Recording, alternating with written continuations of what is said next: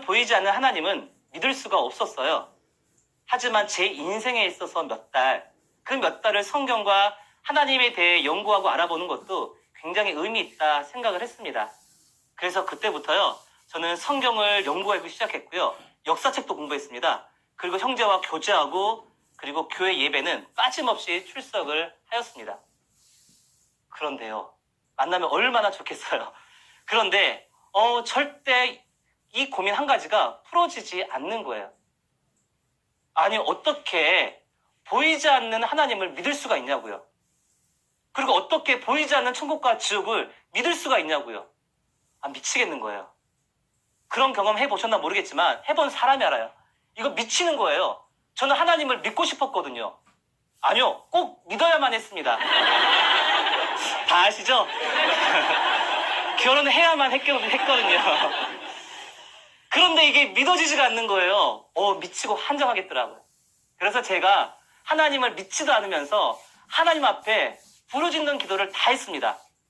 하나님, 당신 진짜 살아계십니까? 그러면 저에게 환상으로 나타내 보이시던지, 아니면 내가 무슨 신비한 체험을 해서 당신을 믿을 수 있게 해달라고요. 그런데요, 저에게는 이런 놀라운 일들이 결코 일어나지 않았습니다. 너무나 답답해서 고민하고 있던 도중에 교회 형제와 교제를 하게 되었습니다.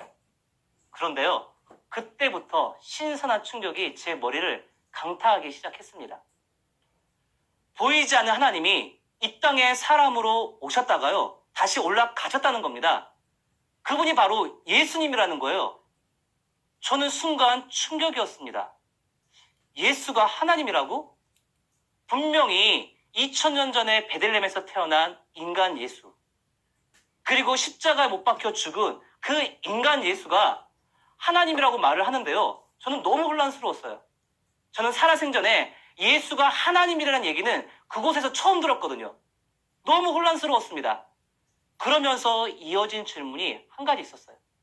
그럼 예수가 하나님이라는 증거는 있나? 그런데 저와 교제해주던 그 형제요, 어떻게 제 마음을 읽었는지 바로 찾아 읽게 해준 성경 말씀 구절은요, 제 모든 가치관과 생각을 그냥 무너뜨리고 말았습니다. 마태복음 12장 39절에요.